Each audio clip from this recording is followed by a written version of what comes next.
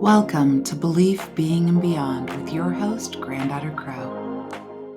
Awesome. So today we have, once again, for our enjoyment, Shone, that hoodoo lady.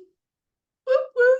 Yay. So, welcome to another episode of Belief, Being, and Beyond with your host, Granddaughter Crow. I had a dream that I could find somebody who would have a dream and then interpret the dream. No, I don't know, I'm being all dumb. But Sherry Shone she has her master's degree. She has written a couple of books, The Hoodoo Guide to the Bible, That's and right. also Hoodoo for Everyone. I'll drop That's the right. links in Available here, now, even on available Audible. now, so you can have your own book. But today, okay, so I love dreams. I Yes. dream actively every Yes. night. I study dreams and Yes. then I write them down and then I'm like, what? What does this mean? Why did Right. this They happen? can be kind of confusing. They can be very confusing. So, Miss Sherry, thank you for coming on and talking to us about dreams. Absolutely. I've been a big dream interpretation person because in Hoodoo for Everyone. I talk a little bit about my great grandmother, who has influenced my spiritual path for so many years. She passed away at 98. She lived through so many generations of different things that went on in world history, everything else. But one thing she's always been is a tremendous dream interpreter. And I always wanted to have that gift. And so I prayed and prayed and prayed and asked deity for that gift. And I got it. And I should have shut my mouth. So, but I want to share with you today Yeah. how to interpret your dreams, because it definitely can be a blessing and also something where you go, oh my gosh, it's some good stuff. So I can't wait to get into it. My goodness. It's kind of interesting because a lot of dreams, like where do they come from? Sometimes some of Yeah. my dreams I'm just like digesting my day, but some of them, you're just like, "Whoa, that stuck with me. What does Yeah. that mean?" And so there's like a lot of themes in it. I've picked up dream books. I've picked up, imagery, and then Yeah. I'm just like and I'm like, "Well, it could mean this and it could mean that." And then I go up to Sherry. I'm like, "Oh, Sherry, blah, blah, blah." And then I got on this elevator and I went up 5 floors and then da, da, da, da, da. And then I was at this shop and she's just like, "Oh, see, this is what's going to happen." And she just boom. So it's not just studying a dream book. There is a Boy, gift. There there's is a this whole gift. thing around it. Yeah. And I'm glad you brought up the elevator, because it seems like many of us have the same kind of dreams, right? Where it'll be stormy. It'll be something where it's stormy waters, it's stuff that's going on there. Maybe you have dreams of an elevator going up and falling to the ground. Um, Maybe you have dreams that are nightmares where you have a lot of fire activity going on. Um, these dreams are all warning signs for us, and also signs that maybe we're starting to deal with a little bit of imposter syndrome. I think about the direction of the object. So, an elevator, what is it for? It's to elevate people higher in the building, and it's also to take people back down. And if we feel that we're in a position that's too high for us, and we're afraid that we're going to come crashing down, then that's imposter syndrome big time. You feel like you've maxed out at the level that you should be, and you're ready to fall down. um, when you have a dream about fires, lots of heat, then start thinking about what's heating you up. Is it something that's physically heating you up, like the weather? Were you just sleeping in clothes that was too hot? Or is it something where technically someone is putting the fire underneath you to either make you try to do something, reach your goal? Or is it something where they're burning you up? They're talking really badly about you and they're grilling you. So you start to see these themes, hopefully, and these analogies of different ways where you can go, oh, they literally are talking about the heat, the direction, the intention. All of those truly are your subconscious telling you that they want to help you bring this to your forefront so you can start working on them now. And if you don't believe that if you don't continue, stop working on that part and start working on that, they'll just keep coming back and back and back I think that that's until you meet it to their satisfaction. I mean, that's a perfect example of how you just go straight to the root and I'm all, well, maybe this or maybe that's gonna happen. I don't know. And you're just like, oh no, going up and then falling down, that's imposter syndrome. I'm like, oh yeah, that makes perfect sense. Where That was makes I? perfect sense, right? It's almost like in other root systems and other conjure systems, even if you think of kitchen witchery, if you're using salt, it's because you want to spice something up. It's bland. You need to add a little bit of salt, a little bit of nutrient to it. If you're dreaming about nutrients, if you're dreaming about eating, maybe it's because you're emotionally starving yourself, Oh right? wow. If you dream about ancestors Yeah. talking to you in a circle, you need that sage spirit. And it's time for you to call upon sage wisdom. It also could be, if you're having a dream of your ancestors, that you need that connection, but now it's your turn to actually turn that connection to the younger generation and start to give that shared information. Because once we're gone, all that sage wisdom, if we don't speak it, all Yeah. of that wisdom is gone as well. So really it's up to us as sage people to be able to disseminate that information and start putting those kernels of grains of sand into the agriculture so that we can start building something else for other people to harvest. Love it. So when we talk about dreams, you kind of mentioned, I think we were on the phone the other night and you were just like, oh, I want to talk about themes Yes, and getting it right. And then what get it happens right. when you don't always get it right? So Yeah, themes. I had a theme like I so if you do not meet the needs of the subconscious where they're starting to tell you, really stop running away from this. No, really stop running away from this. They'll get progressively stronger in their language and in their message because they realize some of the time it's kind of muddy and they keep making it clearer and clearer and clearer. So I had a dream where it was weeks of getting my handbag ready, getting my backpack ready, getting on a plane, missing a plane, getting on a boat, missing the boat, getting on a rocket ship, missing the rocket ship. And I kept going, oh, it's about travel. I'm traveling to distant lands. I'm building up my travel. I'm good. I'm working on things. I'm packing my bag. And I kept being worried about missing the boat, missing the boat, missing the boat, missing the trip.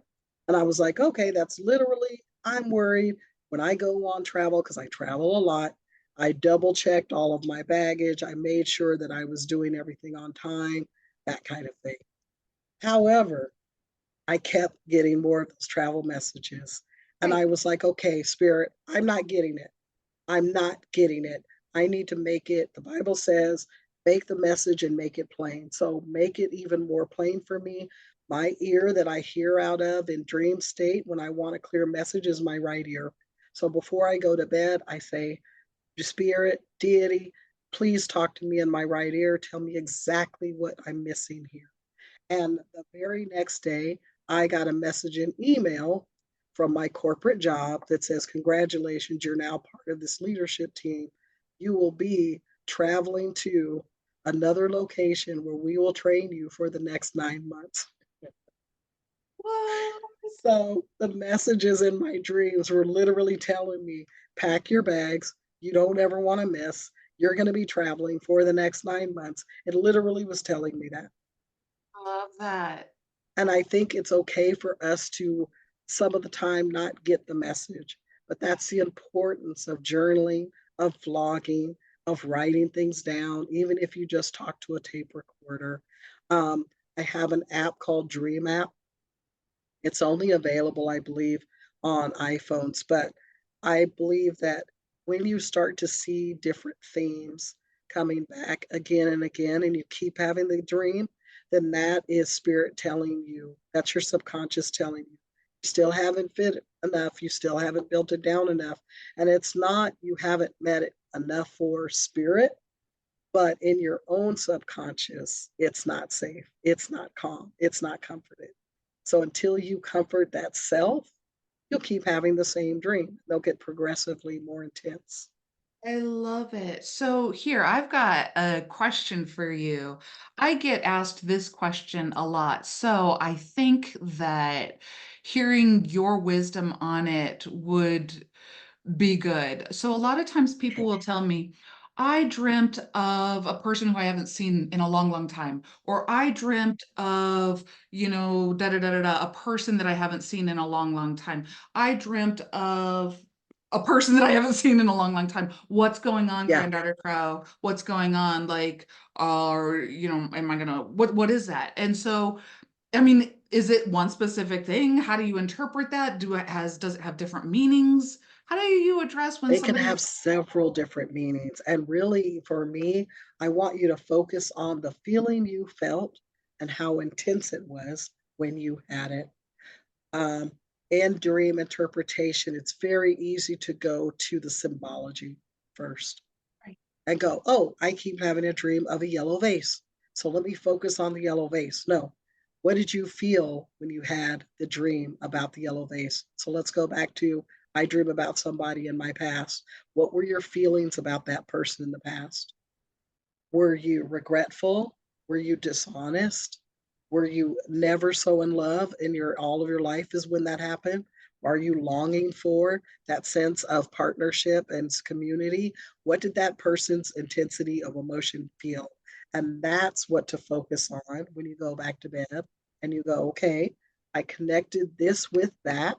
Spirit, talk to me however we talk to each other. Always have that relationship built up with your deity. But for me, like I said, I am the right hand here, the right hand side where I go talk to me a bit more. Give me some more information in the way that we talk. Yeah. If you don't have a relationship yet with any kind of deity, that's okay. Then I want you to start talking to your subconscious and say, subconscious, I'm ready to hear the message. Do what you need to do to get yourself ready for a good dream, however that feels for you. If you want to connect with that ancestor and you have anything that belongs to that ancestor, a photo, a piece of clothing, a flower that they like, a cigar they like to smoke, I want you to keep that near your dream space. Okay. Go to bed with that on your mind and start to say, talk to me, talk to me, talk to me, talk to me, over and over and over until you get into that dream state. And when you drop into that dream space, you can always remind yourself, I'm in control. Tell me why I keep having this repetitive dream. I love that. I love that you say talk to your subconscious mind because, you know, yes, in the spiritual community, we talk about dreams, Yes. but they happen to everybody. Yeah. Dreams are part of, like, I look at some dreams as, oh, I'm digesting my day. Some Yeah. dreams I'm like, ooh, I need to pay attention to something. And some dreams I'm like, oh, I was visited, you know? I was visited. Yeah. Yeah. I love those dreams where I'm getting visited by folks that have passed on. And some of the time it's back to that emotion. Am I just saying I miss you? And many times that's exactly what it is. Other times it can be, I talk about that in the Hoodoo Guide to the Bible. It can be if I dream about the blue lady or an angelic blue spirit that comes to you in the middle of dreams. Typically, she is a messenger of some kind of death, whether it's a death of a symptom that you're having, and it's like, I'm healing you of this, whether it's a death of a physical death where they're warning you that you might want to start making preparations for a transition in your family or circle of friends. That's another reason that the blue lady comes to you.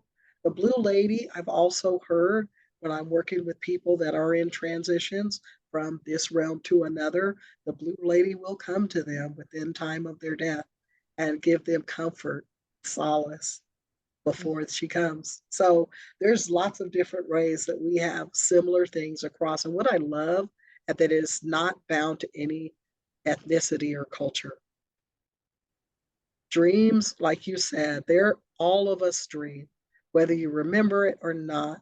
And the workers of old always used to tell us that our dreams tell us maps for what to do in the physical realm. That's Oh, all the dreams are. They're just maps. I love that. I absolutely love that. Sometimes people will come to me with another question that I want to pose to you. They'll say, I keep having this nightmare, kind of like what you were talking about earlier Yeah. with the fire. I keep having this nightmare where a bomb Yes. is going off, and I see it Yes. like in, at the Capitol or here or Yes. there, and I look back in my history and I've had dreams of floods that where floods have happened, and what do I do and how do I digest that? Like I'm just throwing you some curveballs today. I mean, I love how do that you because approach that? I had dreams about September 11th before it happened. I had dreams of hurricanes before they happened. And I think that those of us that are plugged into spirit, we are told what's getting ready to happen so we can start doing the heart work ahead of time. We can start praying for humanity ahead of time because something cataclysmic is on its way. And it said, I need you to be prayerful and mindful. There are going to be a lot of hurting hearts. And back to that sentiment, that emotion that you feel when you have the dream of something cataclysmic happening, something happening that's in a dystopian future. What are the emotions around it? Are you feeling a lot of sadness or are you just feeling solace, Right. right? If you're okay with what's happening on, even though you're kind of terrified, um, then that lets you know that it probably is something more subconscious. But if you physically get up crying because it is something that absolutely is torn your heart apart, know that that probably is a warning message that there's something coming up that we're just needing to prepare for as a community. And I want to think of this as another way for you to remember just how special you are. When you have that dream, deity is reaching out to you heart to heart. Yeah. Like your dream knows what it was telling your body, Yes, and yes. when you nail it, you know that you nailed it. You know that you feel it's like when you are teaching yourself how to become a pendulum. When you tell your body something yes and you tell your body something no, your body will tell you the difference. But you have to have done the work ahead of time to know what that feels like. So I hope that before you try to interpret one dream, I want you to start to really do some work introducing yourself to deity or ancestor or guide that you want to use in your dream interpretation. And that is something that's another tool or trick or technique, or I don't know what to call it, that comes with magical worshipers and magical believers is that we have different guides that help us with different things. I don't use the same guide for dream work that I use for deliverance magic. I love it. That kind of speaks to, you always talk about faith, intention and direction. It really speaks to that intention. That's your grandmother's direction. Yes. She is close to you. She loves you. But then sometimes all of a sudden this angelic being will come in and I'm like, okay, now listen, this is an angelic being. And they're like, Yes. oh, you go and part the Red Sea and you do this and that. And I'm like, this is what they're saying. However, this light being has never been in human form. We need to talk to different ones and different deities. I don't know. What do you think about that? I'm just curious. I think it's exactly right. I mean, when I'm doing any work with um, a sage wisdom person, a sage wisdom guidance, they will have very Aesop fable like ways of how they tell me something in dream. Right. But then if I'm talking to a deity that is a child that is passed on, their images will be more like a drawing of a 5 or 6 year old. Yeah. where you're like, none of this in this dream made sense. There was a house made of crayon, and then there was a little yellow and orange thing that looked like flame in one of the windows. And then because that's in their childlike mind, they're drafting you a whole imagination, right? And then you had a purple tiger, and then you because that's when they're real. So when you're talking to another energy, they're going to come to you from their plane of existence when they left, Yes. I love that. and not from the path that you're on. And it's going to be up to you. I want everyone to really start diving into these dreams and seeing the symbols as just symbols and start to do research on those symbols. So there's a lot of things that happen to us in dream state that are messages. Like I said, they're maps to which way you can go. And when I have the dreaded nightmare, one thing that I want to recommend for people that want to get over the nightmare, you're having the same nightmare over and over and over. Um, One is to use sacred text, open it up, put it at the bottom, up underneath your bed.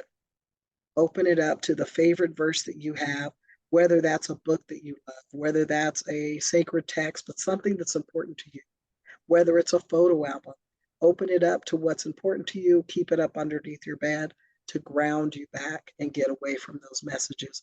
But some of the time, you all, it's okay for you to go back into that nightmare immediately afterwards with the intention of show me the map. Show me what you're saying. I'm not afraid. I want to go back in there.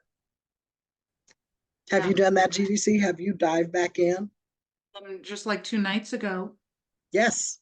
Oh yeah, I mean, real quick, because we're gonna wrap up, but real quick, I was in a dream and I was having a grand old time with everybody. And then the next scene in my dream, I was waking up on a snowbank and I had the pillow and I just had a jacket and I'm looking around and I'm like, why am I out in the cold? Why am I out in the cold? And so I went to this one person and they're like, "Oh, you passed the greatest test. You did this and it was a great thing." Then I went to this other person and she's like, "I don't want to talk to you anymore. Leave me alone." So I was like, and so I literally woke me up. It was 2 nights ago. And a lot of trauma came back of this feeling of being left out in the cold when didn't even know what I did wrong. Right, And right. so I went back into that dream and I just visualized because I couldn't get all the way back in there. I visualized me driving over to that land, picking her up, giving her some clothes, making her laugh, and getting her a bowl of soup and telling her, "You are fine with me. I love ya. You aren't. Yes. It doesn't matter if those people do not like you. You're not their jam. That's fine. That's fine. It doesn't mean that not everybody doesn't like you. So, what do you think about that?" Beautiful way, because you could have interpreted that two different ways. You could have kept driving in on out in the cold. Oh, I feel so left out in the cold. I really want to dive deep into left out on the cold. But you said, no, I'm going to turn this around and I'm going to heal and let them know they're not out in the cold. I can help them. I can comfort them. And that is one thing that I've noticed, that many of us in dream state, our desired self visualized part of self is what we do when we go back in that dream space. We want to fulfill that story. Yeah. All of us have a vision of us that we say, that's me, that's me.